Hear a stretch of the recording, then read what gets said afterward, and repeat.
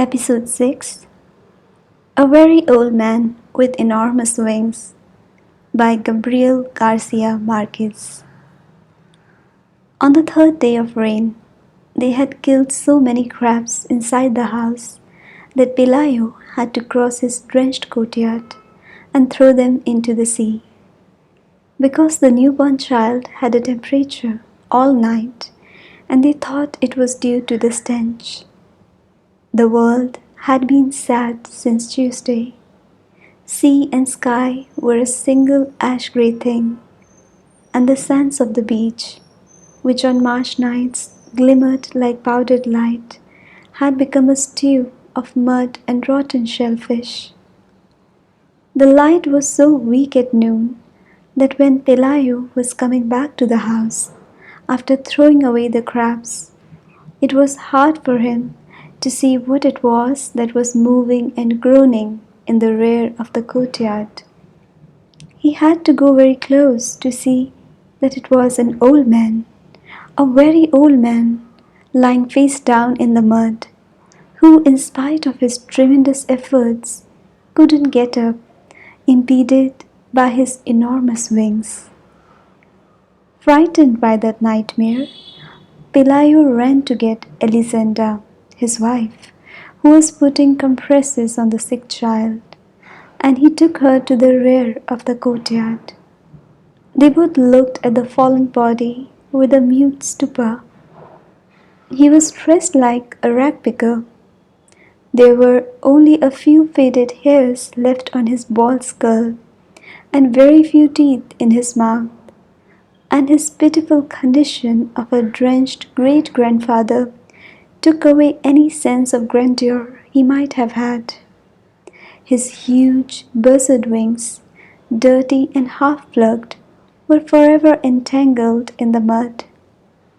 They looked at him so long and so closely that Pelayo and Elisenda very soon overcame their surprise, and in the end found him familiar.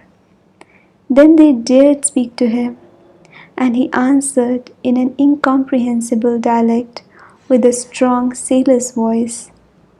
That was how they skipped over the inconvenience of the wings and quite intelligently concluded that he was a lonely castaway from some foreign ship wrecked by the storm. And yet they called in a neighbor woman who knew everything about life and death to see him, and all she needed was one look to show them their mistake. "He is an angel," she told them. "He must have been coming for the child, but the poor fellow is so old that the rain knocked him down." On the following day, everyone knew that a flesh and blood angel was held captive in Pelayo's house against the judgment of the wise neighbor woman, for whom angels in those times were the fugitive survivors of a spiritual conspiracy. They did not have the heart to club him to death. Pelayo watched over him all afternoon from the kitchen, armed with his bailiff's club, and before going to bed he dragged him out of the mud and locked him up with the hens in the wire chicken coop. In the middle of the night, when the rain stopped, Pelayo and Elisenda were still killing crabs. A short time afterward, the child woke up without a fever and with a desire to eat. Then they felt magnanimous and decided to put the angel on a raft with fresh water and provisions for 3 days and leave him to his fate on the high seas. But when they went out in the courtyard with the first light of dawn, they found the whole neighborhood in front of the chicken coop having fun with the angel, without the slightest reverence, tossing him things to eat through the openings in the wire, as if it weren't a supernatural creature, but a circus animal. Father Gonzaga arrived before 7 o'clock, alarmed at the strange news. By that time, onlookers less privileged than those at dawn had already arrived, and they were making all kinds of conjectures concerning the captive's future. The simplest among them thought that he should be named mayor of the world. Others of sterner mind felt that he should be promoted to the rank of five-star general in order to win all wars. Some visionaries hoped that he could be put to stud in order to implant the earth a race of winged wise men who could take charge of the universe. But Father Gonzaga, before becoming a priest, had been a robust woodcutter.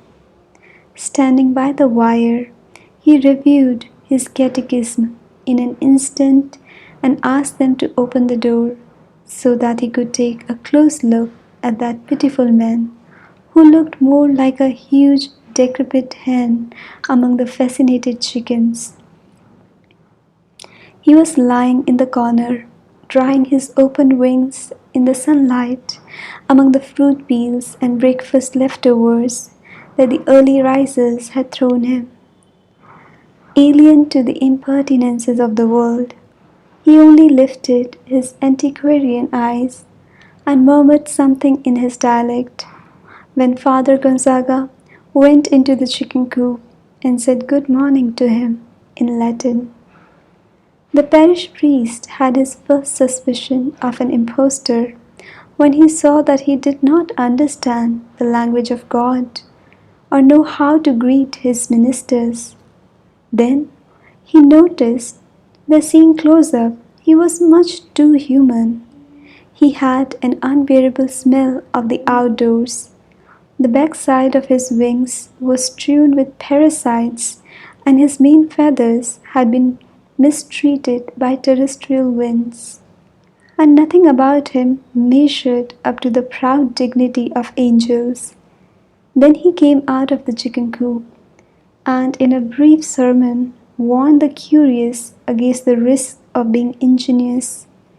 He reminded them that the devil had the bad habit of making use of carnival tricks in order to confuse the unwary. He argued that if wings were not the essential element in determining the difference between a hawk and an airplane, they were even less so in the recognition of angels. Nevertheless, he promised to write a letter to his bishop so that the letter would write his primate so that the letter would write to the supreme pontiff in order to get the final verdict from the highest courts. His prudence fell on sterile hearts. The news of the captive angel spread with such rapidity that after a few hours the courtyard had the bustle of a marketplace, and they had to call in troops with fixed bayonets to disperse the mob that was about to knock the house down.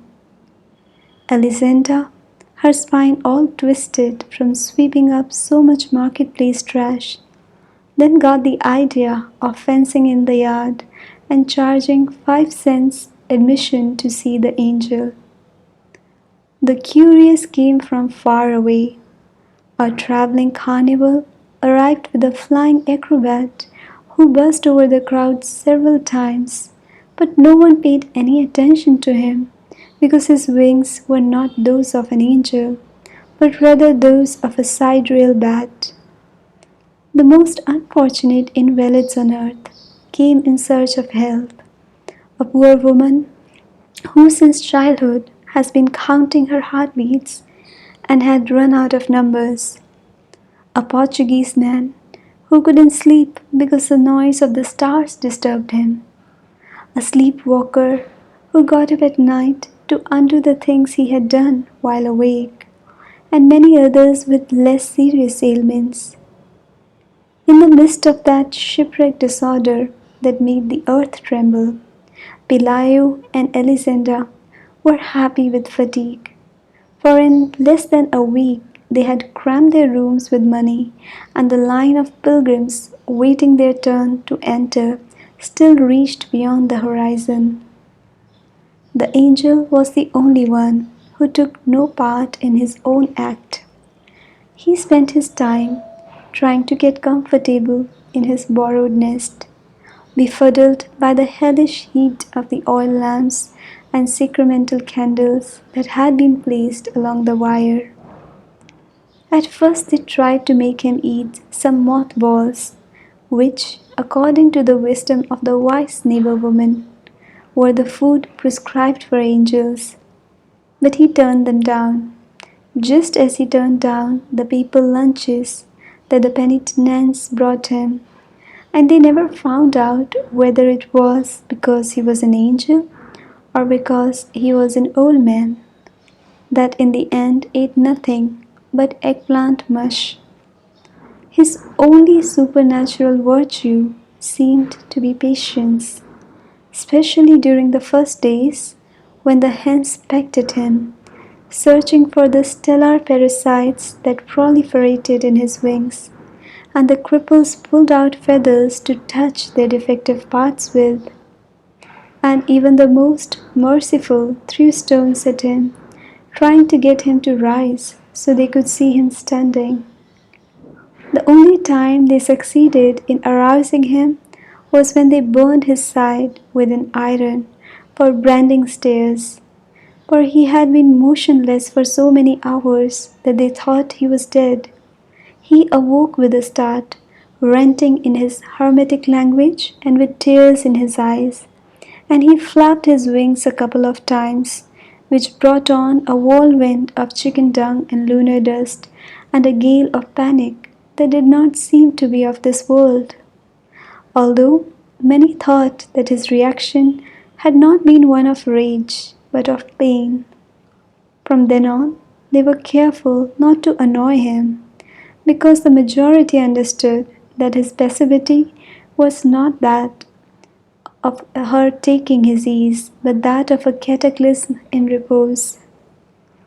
Father Gonzaga held back the crowd's frivolity with formulas of maidservant inspiration, while awaiting the arrival of a final judgment on the nature of the captive. But the mail from Rome showed no sense of urgency. They spent their time finding out in the prisoner if he had a navel, if his dialect had any connection with Aramaic, how many times he could fit on the head of a pin, or whether he wasn't just a Norwegian with wings. Those meager letters might have come and gone until the end of time, if a providential event had not put an end to the priest's tribulations. It so happened that during those days, among so many other carnival attractions, there arrived in the town the travelling show of the woman who had been changed into a spider for having disobeyed her parents. The admission to see her was not only less than the admission to see the angel, but people were permitted to ask her all manner of questions about her absurd state, and to examine her up and down so that no one would ever doubt the truth of her horror. She was a frightful tarantula, the size of a ram and with the head of a sad maiden.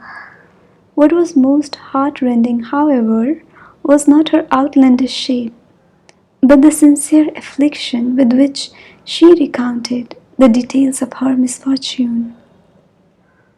While still practically a child, she had sneaked out of her parents' house to go to a dance.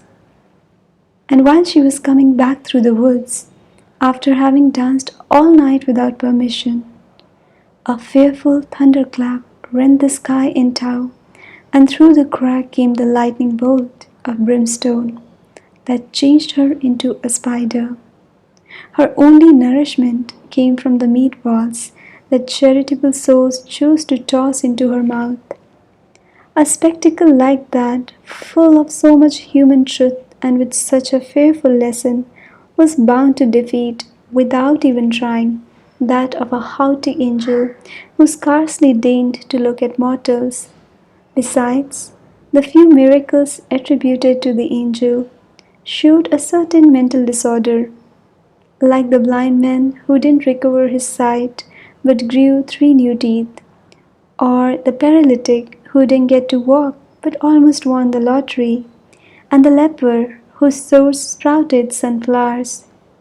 Those consolation miracles, which were more like mocking fun, had already ruined the angel's reputation when the woman, who had been changed into a spider, finally crushed him completely.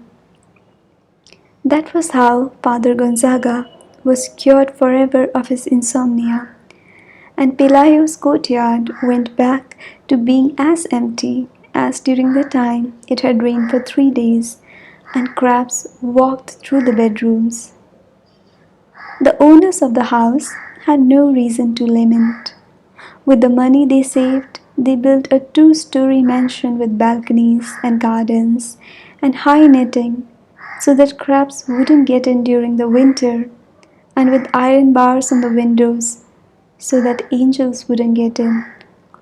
Pelayo also set up a rabbit warren close to town and have up his job as a bailiff for good, and Elisenda bought some satin pumps with high heels and many dresses of iridescent silk, the kind worn on Sunday by the most desirable women in those times.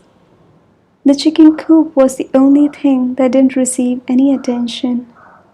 If they washed it down with creolin and burned tears of myrrh inside it every so often, it was not in homage to the angel, but to drive away the dung heap stench that still hung everywhere like a ghost and was turning the new house into an old one. At first, when the child learned to walk, they were careful that he not get too close to the chicken coop. But then they began to lose their fears and got used to the smell. And before the child got his second teeth, he had gone inside the chicken coop to play, where the wires were falling apart. The angel was no less standoffish with him than with the other mortals, but he tolerated the most ingenious infamies with the patience of a dog who had no illusions. They both came down with the chicken pox at the same time. The doctor, who took care of the child, couldn't resist the temptation to listen to the angel's heart, and he found so much whistling in the heart and so many sounds in his kidneys that it seemed impossible for him to be alive. What surprised him most, however, was the logic of his wings. They seemed so natural on that completely human organism that he couldn't understand why other men didn't have them too. When the child began school, it had been some time since the sun and rain had caused the collapse of the chicken coop. The angel went dragging himself about here and there like a stray dying man. They would drive him out of the bedroom with a broom, and a moment later find him in the kitchen.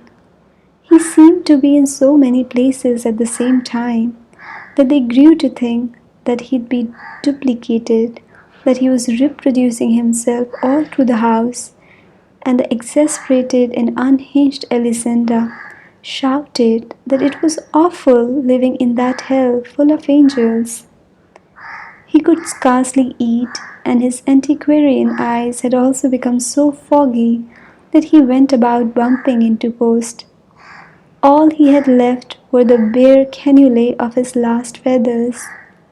Pelayo threw a blanket over him and extended him the charity of letting him sleep in the shed, and only then did they notice that he had a temperature at night and was delirious with the tongue twisters of an old Norwegian. That was one of the few times they became alarmed, for they thought he was going to die, and not even the wise neighbor woman had been able to tell them what to do with dead angels. And yet, he not only survived his worst winter, but seemed improved with the first sunny days. He remained motionless for several days in the farthest corner of the courtyard, where no one would see him, and at the beginning of December, some large, stiff feathers began to grow on his wings, the feathers of a scarecrow which looked more like another misfortune of decrepitude. But he must have known the reason for those changes, for he was quite careful that no one should notice them, that no one should hear the sea shanties that he sometimes sang under the stars. One morning, Alicinda was cutting some bunches of onions for lunch when a wind that seemed to come from the high seas blew into the kitchen. Then she went to the window and caught the angel in his first attempts at flight. They were so clumsy that his fingernails opened a furrow in the vegetable patch, and he was on the point of knocking the shed down with the ungainly flapping that slipped on the light and couldn't get a grip on the air. But he did manage to gain altitude. Elisinda let out a sigh of relief for herself and for him when she watched him pass over the last houses, holding himself up in some way with the risky flapping of a senile vulture. She kept watching him, even when she was through cutting the onions, and she kept on watching until it was no longer possible for her to see him, because then he was no longer an annoyance in her life, but an imaginary dot on the horizon of the sea.